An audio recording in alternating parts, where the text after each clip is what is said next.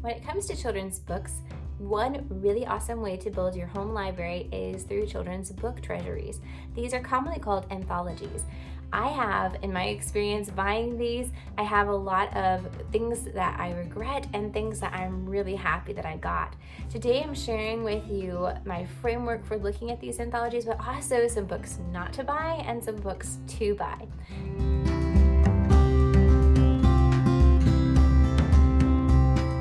Hi friend, I'm Sarah and this is my online home. I love to share with you here our family's bilingual homeschool, multicultural life overseas, as well as just in general preschool and toddler issues and literature. Books are a really important part of my life and always have been. I grew up surrounded by books. I studied to be an English teacher, and I am currently homeschooling my boys. And so I have this framework that I've developed when looking at children's book treasuries because I have my fair share of disappointments and regrets in some purchases that I made. I want to share with you the books that I wouldn't buy again and some tips for looking at new children's book treasuries so you can tell whether it might be something that you would like or appreciate or not. And then some books that are awesome and I think can add a lot of value to your home library. Now, everyone's personal taste is very different, and so these books and this framework I'm going to give to you are all based on my own personal opinion and experience, but also just my studies in teaching literature. And so I hope that they're all helpful for you. If you have some books that you don't see on these lists that you think are no buys or really good purchases, then please tell us in the comments below. I love hearing from you guys. First of all, let me just share with you my framework and then I'll tell you the books that I wouldn't buy again.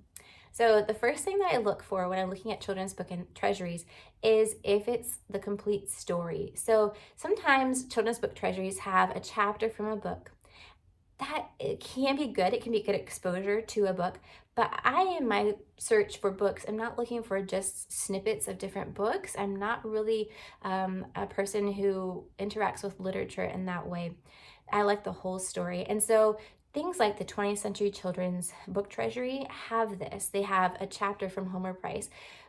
I want the whole Homer Price if I'm going to read it. So that's a no for me. I want the whole story. The second thing is all of the illustrations. This is the case with the Little Golden Books Treasury because they're trying to condense 50 Little Golden Books into one thin volume. It's so thin, guys. They cut out pictures, and that sacrifices a lot of the value of the book because these are aimed at little children, and little children learn so much and are engaged so much through the illustrations in a story. That's also a no-go for me. Another feature I've learned to look for is good binding. So for example, we have this Mouse Cookies and More, which is on my list of really good favorites. But the problem that we've come across is that the binding isn't so great. This seems like it is glued in rather than through stitching. And so with this, we have to make repairs or we're going to have to buy another copy in the future. It's not as sturdy or long-lived as some other copies might be. So those are three things that I look for when I'm looking at children's book anthologies. I also, of course, am just looking in general like I do for other books for engaging stories, ones that we're going to read over and over and over again, and that add a lot of value to my family's life, providing us good examples of writing and good examples of stories. So let me launch into all of the books I wouldn't buy again. First of all, the 20th Century Children's Book Treasury, which I have mentioned before. I wouldn't buy this again. The illustrations are lacking, pieces from different books, not whole stories. The other thing I wouldn't buy is the Little Golden Books Treasury. I'll show you a different book I would buy instead. That one, it's just too much text compared to illustrations, in my opinion. And then I would not buy the complete Beatrix Potter or the complete Tales of Peter Rabbit. There might be some other book treasuries out there that fit this same category of no buys. I am not aware of them at this point, but if you know of some books that you've been disappointed by, please tell us in the comments. Let me tell you now the books that I would purchase again and again and again that my family loves. So I highly recommend these book treasuries. The first I've already shown you is Mouse Cookies and More, a treasury. If you are a fan of If You Give a Mouse a Cookie, then this is going to become a reread book in your house. Our copy, of course, is a little bit tearing apart at this binding. That's because we love it so much. So my son asks to read this so often. Another one that we would recommend is the Little Critter Collection, and there are several anthologies out there. Let me give you my favorite, in my opinion. It is this one, Just a Little Critter Collection. It has some of the classic first stories from Mercer Mayer, and I've noticed with these series, typically I appreciate the first stories within the series more than later ones. Sometimes they actually have a ghostwriter write for the author, especially posthumously. And so you're not going to find the same features that you loved so much. This happens with Anna Dewdney, with Clifford, with the Berenstain Bears. It's something that sadly just when they keep going on and on and on, the quality tends to go down. Not always, but sometimes. And so I love this volume. This also has been a favorite, Little Critter, just a storybook collection. And this one provides a lot of stories about family, Little Critter's family treasury. But I appreciate most the stories that are included in this one. I mentioned the Berenstain Bears, so let's look at them next. We have had 3 different copies of the Berenstain Bears treasuries. There are quite a few out there. My favorite is this one. It's the Storytime Collection, and it is because it includes 10 stories, so you're getting a lot more in this book. And they're also most of the early ones, similar to Little Critter, that you know if you grew up on these books. This one is also great, Storybook Treasury. I just found that some of them were like early readers that I wasn't quite familiar with, like The Wishing Star and Seashore Treasure. Not really favorites. There's maybe 1 or 2 in here that we read often, not like this one. This one also has beautiful golden edging, and so it's a treasure. Okay, some modern classics, Elephant and Piggy. We have 4 of these treasuries, and I love them. My son loves them. They're so funny. They're also great for developing emotional intelligence, EQ, because you're seeing the characters expressing a lot of different emotions and helping each other through those emotions. One thing that I also like about this series is that they have the books on the front cover and on the back cover, so I don't have to read the whole book each time, though that usually tends to happen. Instead, my son, I just ask him, show me which book you want to read. He picks one, we read that story, we put the book aside. So anthologies are awesome because you have access to all the stories, but they can be really hard as the mom as well if you're just pulling only anthologies out and you're like, I don't want to spend all of this time reading, or I am kind of done with this series right now. Can we just move on?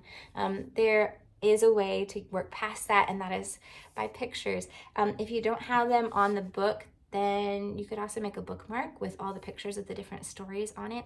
That's one trick. But I really like to look for the stories on the back and front of the books. Doesn't make or break the book to me, but it's a really helpful feature. A series my son really loves, Biscuit Treasury. This is an I Can Read series, so the sentences are pretty short. It's for very early readers. We really like these stories. They're adorable, and we find that it's really easy to read through the entire treasury in one sitting because their stories are short with not so many words. A Christian Selection, Max Lucado is a wonderful children's author. In this treasury, there is The Crippled Lamb, just in case you ever wonder, The Princess Story, I'm forgetting the name at this point, and Jacob's Gift. These are The Way Home, A Princess Story. That's the title of it. Frog and Toad's Storybook Treasury, another favorite. We love reading this together. The text is a bit longer, but my 3.5-year-old loves reading this and would read the entire thing in one sitting if I would do it, which we've maybe done once or twice. A recent discovery, although this is a classic, is The Paddington Treasury by Michael Bond. This includes 6 of the Paddington stories, and it is beautiful. I don't see any illustrations missing, although I did not read these in singular book form, if that makes sense. but it looks like there's nothing cut out and the entire story is there. Very cute. A book treasury that we came across because of the gentle and classical homeschool is The Complete Brambley Hedge. This one has very detailed illustrations. I love the illustrations.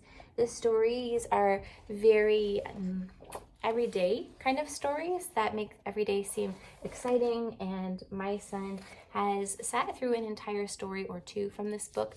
I like it. I think it will grow with us as my boys get older. There's not a lot of exciting action, which is good for bedtimes maybe, but I like it. It's a beautiful book. Okay, instead of the little golden book treasury, I promised you I would show you a book treasury to buy instead, and this is it. It is a big collection of little golden books. This is the only one that I'm aware of that is an entire collection like this. There are some of Christmas books, but this is the one I know of with a lot of classic ones.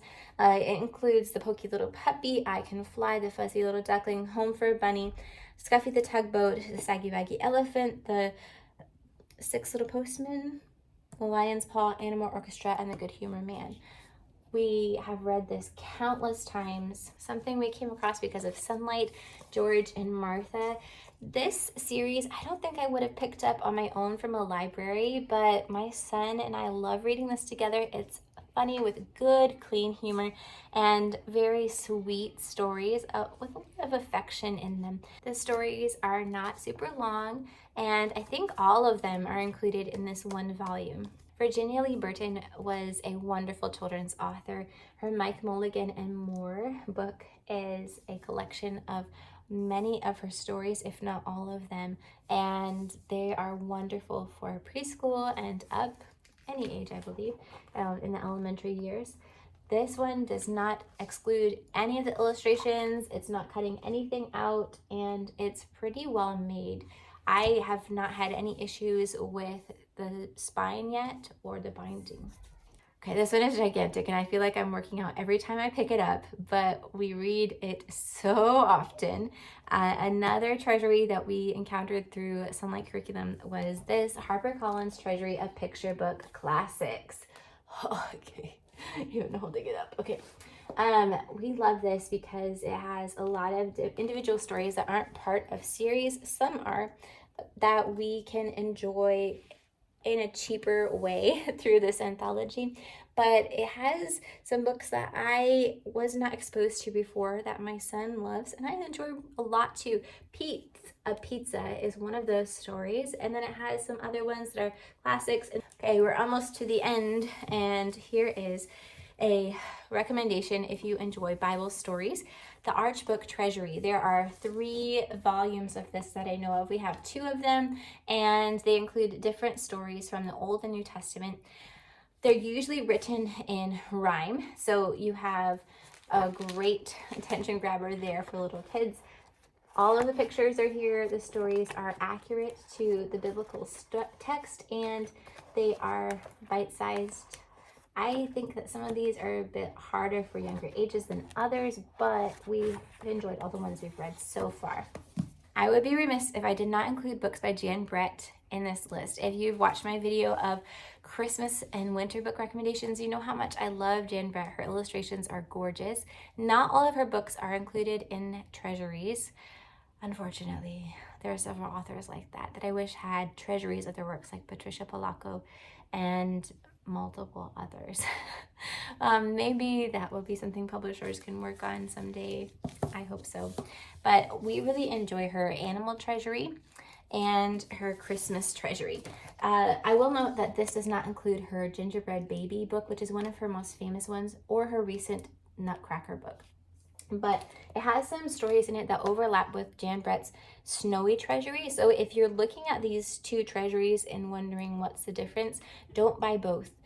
Almost all of the ones in the Snowy Treasury are in this one, with a few more included. So I would not purchase both of those, but I would definitely get both of these. If you are into Curious George, there are several different George treasuries. Your personal choice is going to play a lot into which one you prefer. There are several others out there, but I do like Curious George books. I think they're really funny. I was just reading one of these stories today with my son and he was laughing out loud. So these are really good classic stories for little kids. I hope that you found some new treasures in this video, some new treasures of treasuries in this video today. If so, just let me know what book you're most excited to get your hands on. Thanks so much for joining me today. I hope I'll see you guys in my next video. Love you guys. Ciao.